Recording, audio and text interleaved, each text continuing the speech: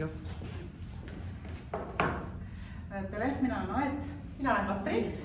Meie õpetame koos ühte ainet, kus on meie mõlema erinevast taustast hästi palju kasu. Selle aine eesmärk on see, et me oleme kogu aeg, et me anname koos seda loengut, me oleme koos füüsiliselt reaalselt olemas, mitte see, et meil ei ole loengukorrad omavahel ära jagatud. Ja mõnikord on kasu sellest, kui näiteks Katrin on arvuti taga ja tegeleb virtuaalselt selles aines osaleda soovijatega ja mina olen siis auditooriumis ja suhtlen nendega, kes on kohale tulnud. Et siis meil on kogu aeg olnud niimoodi hübriidis. Ja mis on selle koos õpetamise suurim võlu?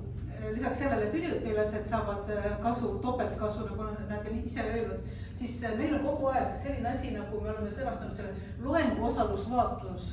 Et meil on kogu aeg see kolleegile õppimise võimalus olemas. Et kui palju ma võtaksin seda aega, et ma lähen kolleegi loengut vaatlema, aga niimoodi ma olen kaks ühes, et ma saan oma aine anda ja ma saan teised õpitud ka.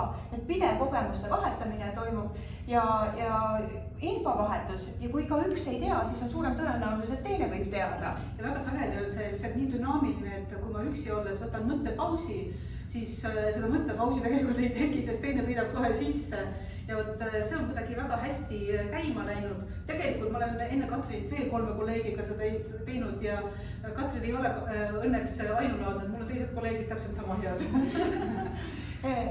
Kuigi ei saa öelda, et see on nagu üldine selles mõttes, et selles protsessis olemine on selline super kogu aeg ainult laes enesetunne on. Kui ma annan üksi loengut, mul palju lihtsalt. Ise valin, ise otsustan, ise mõtlen läbi. Mitte keegi ei esita mulle mingisuguseid ebamugavaid küsimusi. Näiteks palju aega on? Täpselt see läbi praegu. See aeg läbi. Aga aitäh teile!